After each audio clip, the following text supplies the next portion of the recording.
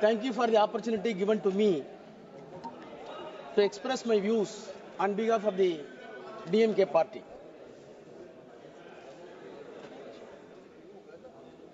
I have received the courageous speech of Honorable Minister with rapt attention, and I wondered where he got such a courage to explore the entire cock and bull stories in the parliament. Sir, Madam, I dare to say the Honorable Minister, please go through your speeches tomorrow by text. Compile the text and do tally with the JPC report and the documents submitted with the JPC. If it tallies, I will resign from this house. You recall your memory. When you introduced this bill, you said what prompted to introduce this bill. One of the classical examples that has been given by you, the reason for this bill to be violated when you introduced in Tamil Nadu, in Rijiju district, entire village running thousands of acres were described as Waqf property. JPC came into Tamil Nadu. The district collector came to depose evidence, and the secretary of the revenue department came to the evidence. CEO of the Waqf came to evidence. All three officers came to JPC. The chairman is sitting here. Deposed the evidence. The cock and bull story that has been built by you and expressed by you has been demolished. In spite of the cock and bull story, no interference. No interference. Having said the cock and bull story, now we are coming with new cock and bull stories to say the parliament was given to Waqf board. Sir, madam, the irony is that the minorities' rights are going to be protected by way of this bill, where the party is having no members of parliament Muslim community.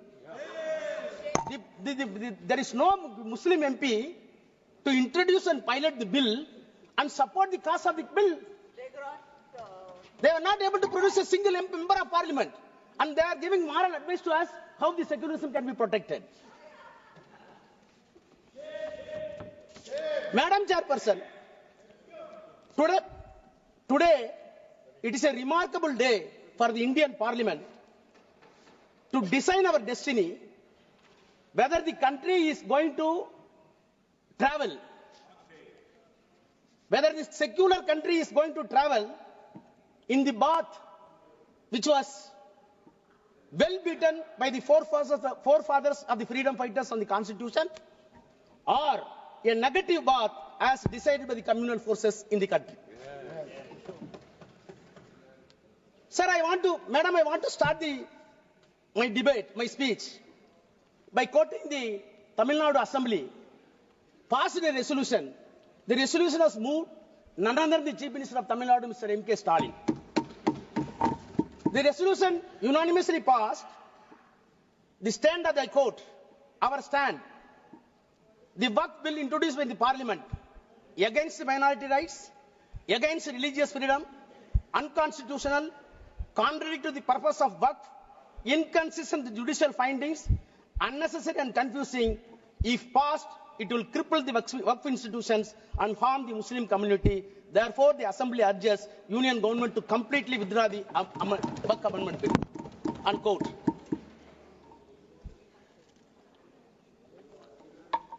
Madam Chairperson, is it not a paradoxical question that the political will, sovereign will of the entire country seems to be or deemed to be reflected in this house, whereas Tamil Nadu political will reflected in the state assembly is something not only inconsistent, completely diametrically opposite. This difference and diametrically opposite component is not going to be accepted by you, then there will be a question for integrity of this country. Please note it. Madam Chairperson, I want to take back the House in the year 1949, soon after the independence. when the constitution was made, the constitution making process was on. Of course, you will be happy that your own favorite leader, the Iron Man of this country, Sardar Vallabhbhai Patel, favorite leader of the government, they are celebrating with false claims. However, I want to put forth my views from the mouth of Sardar Vallabhbhai Patel, who was the chairman of the advisory committees for minorities in the Constitutional Assembly. He was the chairman. Who are all the members? President of India and President of the Assembly, Rajendra Prasad, Pandit Jawaharlal Nehru, later Prime Minister, Dr. Ambedkar, and Dr. Munshi. Headed by Sardar Vallabhbhai Patel, the committee took a decision and a report was placed before the Constitutional Assembly. The Constitutional Assembly report was placed on 25th May 1949. He himself says, I quote, a committee of 5 persons was appointed by the advisory committee in which our revered president was also one of the members. Pandit Jawaharlal Nehru, myself, Mr. Munshi and Dr. Ambedkar were the members of the committee. The committee met and made its report in February. Unquote. Finally, he placed the report and moved in the Constituent Assembly. What was his prayer when he was moving? I quote again. If they, that is Muslims, I quote, if they really have come honestly to the conclusion that in the changed conditions of this country, it is in the interest of the all to lay down real and genuine foundation of a secular state, then nothing is better for minorities than to trust the good sense and sense of the fairness of the majority and to place confidence in them. First part, unquote. Second part is very important. Again I quote. So also, it is for us to happen to be the majority to think about what the minorities feel and how they are treated. But in the long run, it would be in the interest of the all forget that there is anything like majority and minority, this country and that India, there is only one community. With these considerations, sir, I beg to move that report may be adopted, unquote. This is the voice of Sardar Vallabhbhai Patel in the Constitutional Assembly. You are celebrating See, now the problem is we want to harvest the legacy of the Sardar Patel. Those who wanted the legacy of the Sardar Patel in the constitutional terms are opposing the bill. Those who wanted to erect the statue of Vallabhbhai Patel and erase the concept of Vallabhbhai Patel wanted to support this bill. That is the problem. Sir, if I am permitted to go to the genesis of the work, which was originally enacted in the year 1954. After that, the Act was amended frequently 59, 64, 69. Thereafter, comprehensive amendments were made in the year 1984.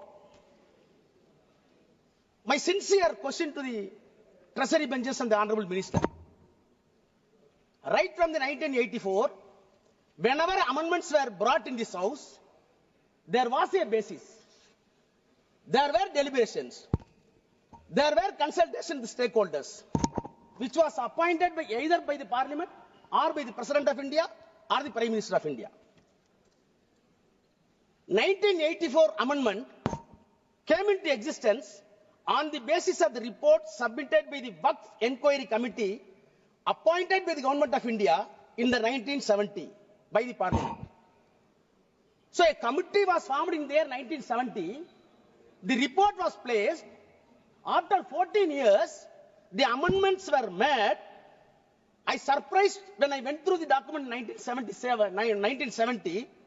What a beautiful and sensible deliberation took place in 1970.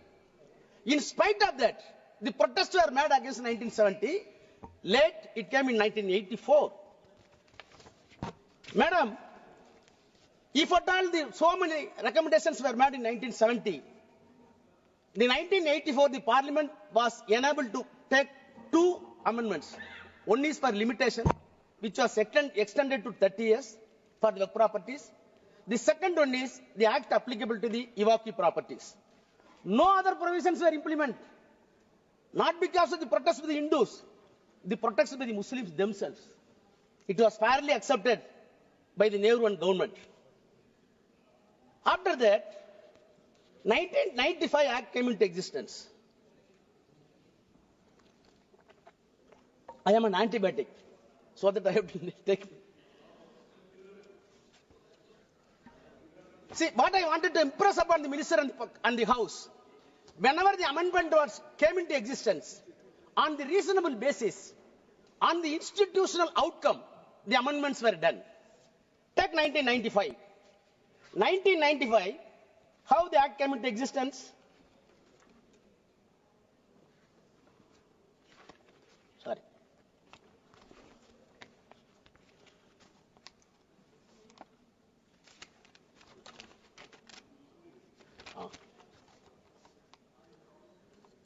In 1985, the reason statement objection reason, para 2, I quote, comprehensive amendments of the Waqf Act were made in the year 1984, which were based largely on the recommendation of the Waqf Inquiry Committee set up in December 70 to inquire the administration of Waqf all levels and response to a demand made by the Parliament members during the discussion of Waqf Bill. Only 2 amendments. Thereafter, the demand was made by the Muslim community to have a relook, and accordingly, it was placed in the Parliament, and 1995 Act came into existence. Now again I come to 2013. 2013, on what basis? Para 2 of the reasons and objectives. The Prime Minister's High-Level Committee for Preparation of Report on Social, Economic and Educational Status of Muslim Community, in its report submitted to the Prime Minister on 17 November 2006, which is known as Sachar Committee Report. So what I wanted to say, whether it is 84, whether it is 95, whether it is 2013, there were bases, there were consultations, there were consensus arrived. Then the white paper was filed to the Parliament. Then they brought the amendments. Now tell me, please tell me, on what basis this bill is being brought in House? On what basis? You can say so many stakeholders. How many stakeholders came to the JPC and substantiated our claim? Nothing. Sir, madam, all right. The way in which the bill is brought and piloted is still, itself is something surreptitious measure. Surreptitious. Now, I am coming to the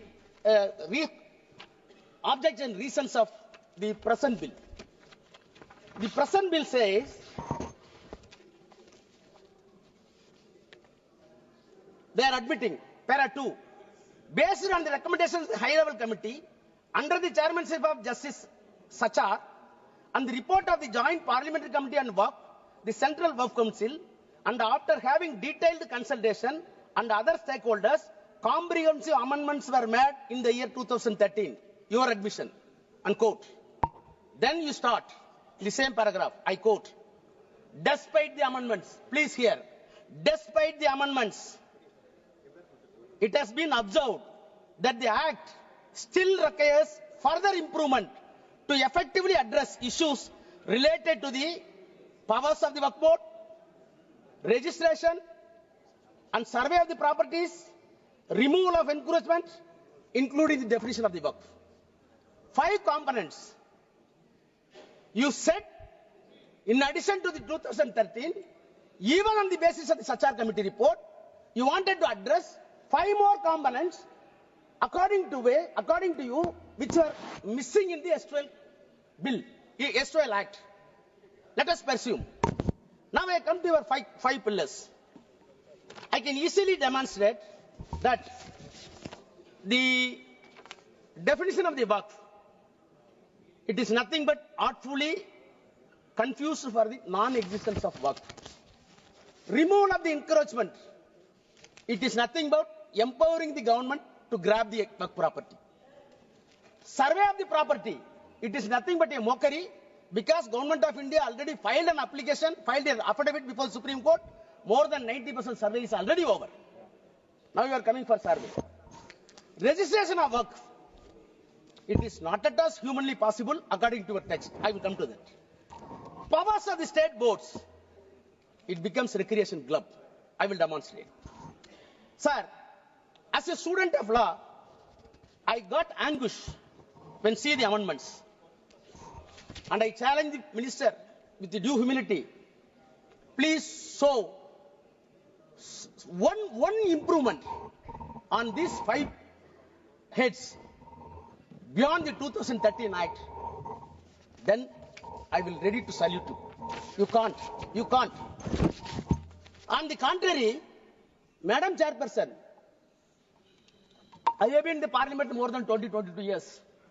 I know the legislative business. Being a lawyer, I am well versed. But have you come across a bill is being brought to the Parliament cunningly and cleverly to remove the amendments which were brought in the 1995 and 2013 after due deliberation and approved by the same Parliament? If you really honest, you must repeal the 2013. You must repeal the 1995 because most of the amendments brought in 1995 in 2013 were completely removed by way of this amendment. What does it mean? What does it mean? I want to quote the quote of V.R. Krishna, a known jurist. I quote, Parliament is a great inquest of the nation, the great auditor and ombudsman of the executive, the final arbiter, policy monitor, and destiny designer of the people, unquote. I dare to charge the government that this Parliament is being used as a mere ventilating chamber and it has been undermined. It is nothing but an unpardonable onslaught on the constitution religion. One day you will be repent. Now, I will turn to the provisions of the bill. 5 components, definition of the Waqf. My learned friend, including Kalyan Banerjee, everybody, even Akhilesh, my brother Akhilesh, said about the practicing Islam. Then nobody should be indulged in contrivance. Where you got all this language? I am a Hindu. I may be a believer. I may not be a believer. But when you are entrusting a property, you must measure my honesty. Whether I am honest or not. If I am a fraud, following the Hinduism is useless and nonsense. You never bother about the honesty and transparency. You are always concerned about only religion. That is the problem. Sir, I have not come across such a provision in any other law in any other country. So what is meant by contrivance? How can you measure the contrivance? So, Islamic practice and I am having, please madam, I can get the time from Congress also. They accepted it. They accepted it. I am coming only definition. Then, we could not speak in the so see, the definition of the Waqf itself, the attempt that has been made by the government, according to you are saying that not intended in contrivance, your entire attempt, I want to say, it is nothing but a diabolical contrivance. Diabolical contrivance. Then you add new sentences. What are the sentences? Section 3, 3A. What is happening in this country? Have you come across the Transfer of Property Act? Section 3A says only the real and original owner can donate the property to the Waqf. What is this? Only owner can transfer. If a non-owner transferring the property is not alienated, it is invalid. It is invalid. I can spend my own money. If I am taking money from my brother, it is a stealthy. Why you are breaking such act? I am not able to understand. Then 3B. No, see. No.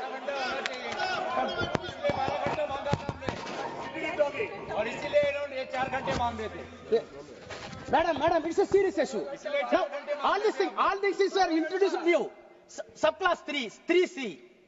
Any government property identified or declared as work property before or after the commencement of the act shall not be deemed to the work property. How many lawyers in the house I didn't know? How government property identified and declared as a work property. Who identified? Government. Who declared? Government. Who investigated? Government. You will declare, you will identify, this property is my property and it will not be deemed as work property.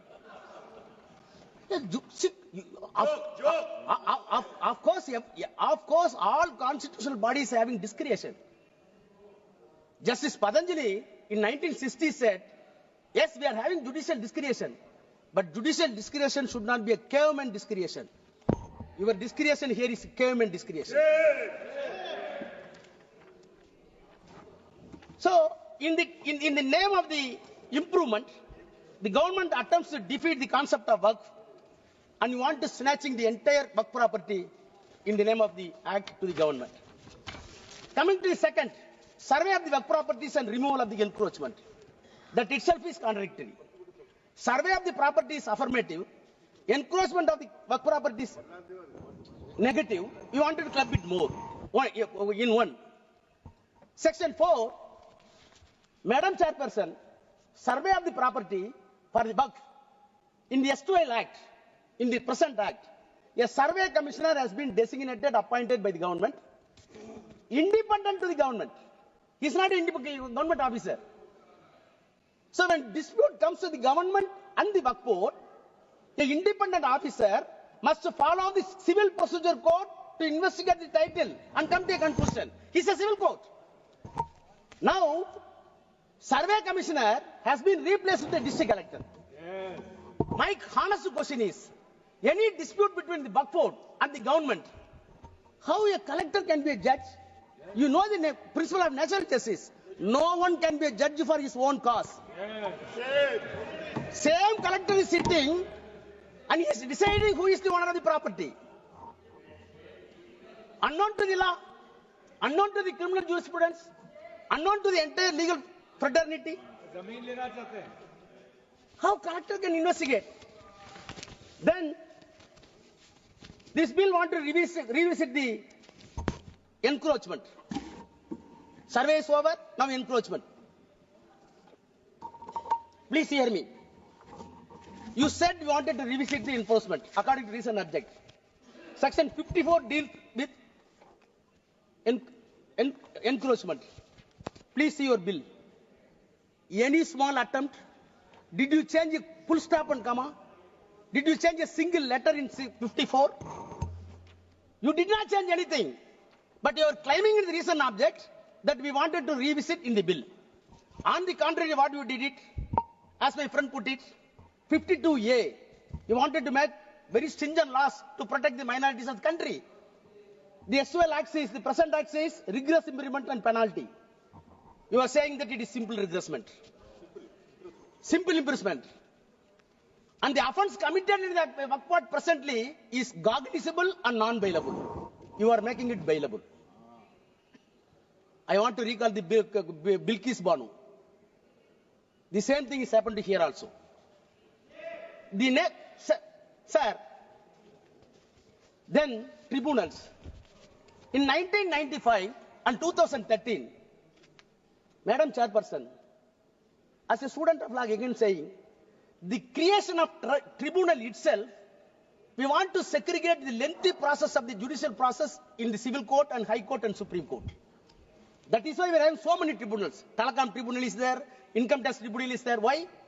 There were a lot of cases in the civil court, district municipal court, subordinate court, then district court, then high court.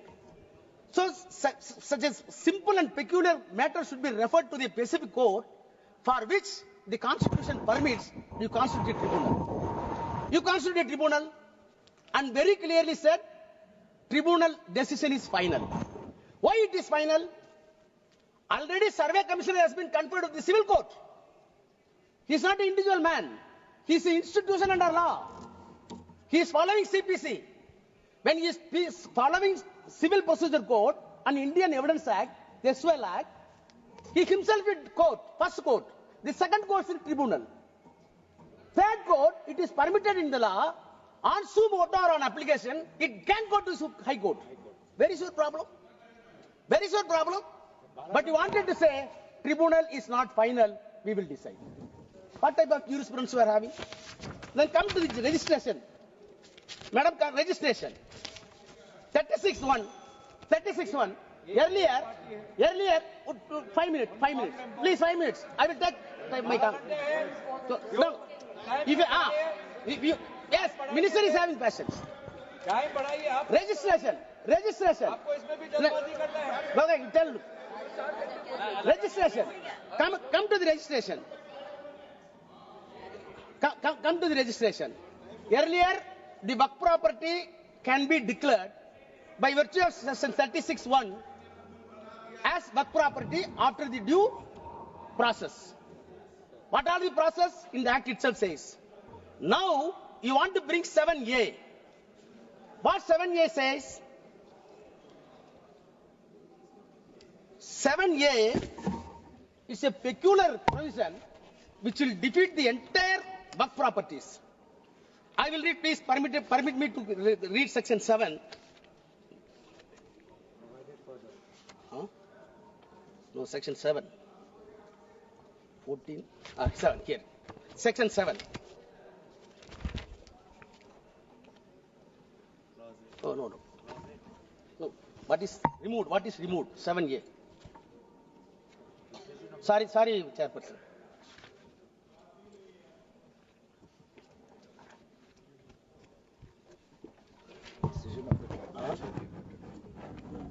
No. 7A, now, new provision. It shall not be registered, the property shall not be registered unless the dispute is decided by competent court. The power has been entrusted to the collector. Collector will hear the matter for registration. During the registration, any dispute is found, then the final decision will not be taken. It will be decided by the court. Which court? Up to Supreme Court. Thereafter, section 10, no suit, no appeal will lie upon that. What does it mean? You wanted to say this property is not Waqf property, go for the dispute, it will go to Supreme Court, it will take 30 years, till then this property will be deemed as government property. What does it mean? It will be deemed as a government property. What does it mean? Then come to the register. Register also completely impossible in way it was dropped. Madam Chairperson, the constitution of boards, all members have spoken about. I do not take much time. Why you are injecting non-Muslims? HRNC Act are there in each and every act. Hindu Religious Endowment Board Act are there in all states including Tamil Nadu. What happened in Tamil Nadu? In one temple, so many acres of lands were available under HRNC. Out of the income, HRNC board decided to run a arts college. Recruitments were my professors. On merit, one Muslim came. Immediately, RSS and Hindu Munnani gave a categorical statement. It is our property. Why you are accommodating a Muslim professor?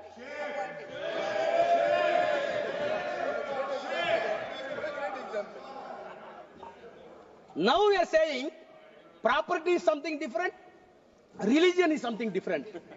Baba, don't teach lessons.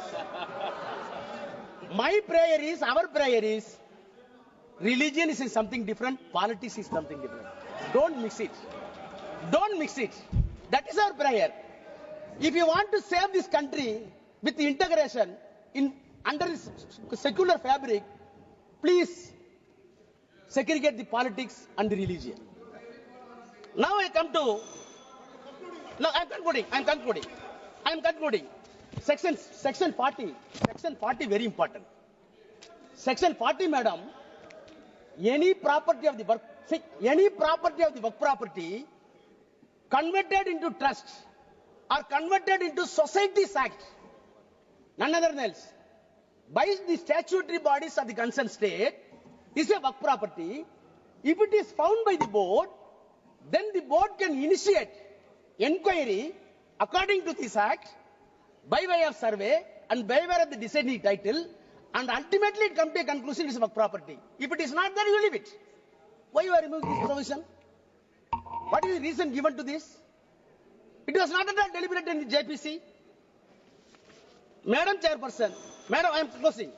Madam, 2 minutes, I am closing. Madam Chairperson, lastly, 108A, overriding power, that is a safeguard. Whatever be the special act, take it PCR Act, Prevention of Corruption, Civil Rights, take it SC/ST, take it Dowry Prohibition, whatever be the special legislation meant either by the Assembly or by the Parliament, such a overriding power must be there to protect the interests of the particular community. Yes. You are removing that. At last, soon after the independence, 1 minute, I am closing it.